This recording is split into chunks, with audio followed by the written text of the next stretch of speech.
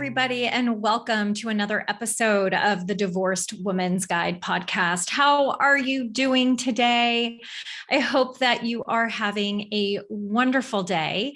I am excited to talk to you guys today about a topic and actually a question that I get asked all the time. And that is, are you happier after divorce? Or better yet, does divorce increase your chances of happiness? And I have a pretty strong opinion, as you guys know me to have. And that is that the divorce itself and the process is definitely not something that is going to make you happy. What will make you happy, what does create happiness, is what it is that you get to create, what you have control over creating after the fact. So the reason that I say that is because you have a choice in how it is that you think, how it is that you approach your divorce. Are you getting divorced because it was your choice? Perhaps it wasn't your choice. But regardless of whose choice it was or the reasons behind it, you do have the opportunity to create a better life after your divorce. And what I know to be true is that women actually tend to be happier after divorce. And that includes long-term happiness, not short-term, but long-term. Creating a new life after marriage is a marathon. It is not a sprint. Why? Because divorce is not an easy choice. It is a hard one. And if you give into the trauma and the emotional upheaval that is being caused without treating it, you aren't going to have the opportunity to rebuild your life. And so what I always encourage all of my clients, including every single one of you guys listening, is to choose to have an amazing life after divorce. And I wanted to share in today's episode with you guys 7 reasons why I believe women are actually happier after divorce. So reason number 1 is that women are actually more likely than men to seek out support and community for the emotional trauma that they are experiencing. Now, traditionally, men try to keep it close to the vest, not all, but most try to keep it close to the vest when dealing with emotional upheaval, and they don't tend to reach out for support. So the amount of time that they spend in suffering is prolonged, and therefore the time that it takes to heal takes that much longer.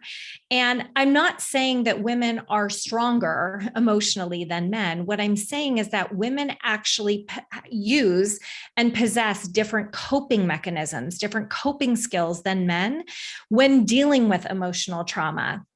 And so what ends up happening is that women tend to work on themselves before they jump into the next relationship, which enables them to really step into a new relationship as a better version of themselves, having learned a lot of lessons.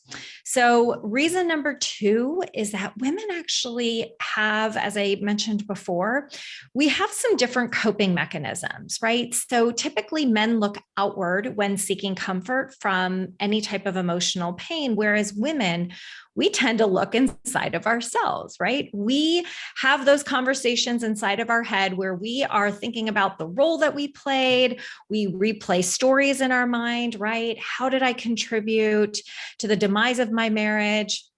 And so what we put at the forefront is working on our emotional trauma. We kind of want to sort through everything, right?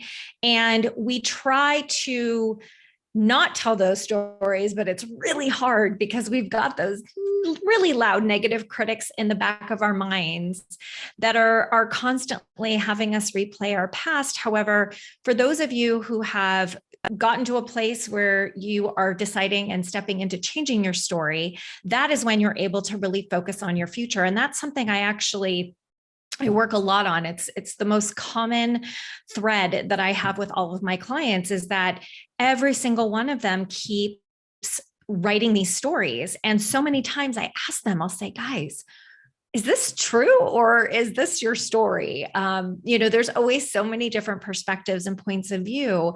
So allowing yourself to release your past, right? It's not about letting it go, because to me, that means forgetting it. Your past played a role into where it is that you are today. So that's why I always say, just release it. It gets to stay where it is, which is in the past, right? Untether yourself from it and start focusing on your future. So, number three is that women actually tend to seek out new experiences after divorce. These are experiences that can enrich your lives, give you a sense of hope. How many of you guys love attending women's retreats? I happen to be hosting one in October. In Tucson at Miraval. So, by the way, if any of you guys are interested and want to get some more information about that, please email me. But we tend to seek out new experiences because we are really seeking out new ways to nurture ourselves. As I said before, women tend to really seek out community. So for us, it's really about creating like a circle, a tribe, right? Women love to have a tribe of people who know what it is that they're going through and help them to see that they're not alone, right? Number four, we as women are more likely to prioritize our needs. Now, granted, many of us put other people first, but one of the things that I do know to be true is that we do put our physical health, our wellness at the forefront. And sometimes we need a reminder around that. However, there are times where, I don't know about you guys, but one of my saving graces when I was dealing with the trauma of my divorce was running. I needed to run every day. I needed it to think, I needed it to get the adrenaline moving in my body. And for me, prioritizing that time was really important to me because it enabled me to really help, it helped my mind to really sort through where I was, what I was doing, what was right, what was the right direction for me. So that for a lot of us tends to be a priority, and one that if you are not making a priority is an amazing, amazing way for you to invest in self-care. Number six is that we as women tend to have a strong sense of perseverance. So giving up is, we may think it's the easy way out, but what I know to be true is that resilience demonstrates our ability to get things done. And a lot of times, those of us who are the moms, we tend to take on a lot of responsibility as it relates to the home and also as it relates to our kids. And I know that when I was presented with the opportunity of, being single and raising my kids, that it wasn't ever a question of, can I do it? Right? It was a question of what gets to happen? What does it get to look like? And I really relished stepping into that role and taking it on. The way that I describe it is, think back, you guys, when, you graduated from high school and you went to college and you were on your own, and all of a sudden you're having to take care of yourself. And then you enter into a relationship, and then you've got this other person and less time, what you saw as less time for yourself, right? Then you decide to get married, and then you decide to have a baby. And in that process, you're thinking, oh my God, my life is so busy. How am I going to put a baby in this life? And then you figure it out. Same thing, you want to have a second child. Oh my God, where am I going to fit in a second child? So I say this because as women, we figure it out, right? We always figure it out. We approach it head on, and whatever the challenges are, we persevere through every single one of them. And lastly, number seven, women tend to be comfortable in our skin of being alone, right? So a lot of us don't mind spending time with ourselves. Sometimes it can be a little overwhelming. And I hear people say all the time, their fear of being alone, or they're tired of being alone. And that is a choice. Alone is a choice, you guys. It really is. You can choose to pick up the phone and call a friend and consciously choose to not talk about your divorce.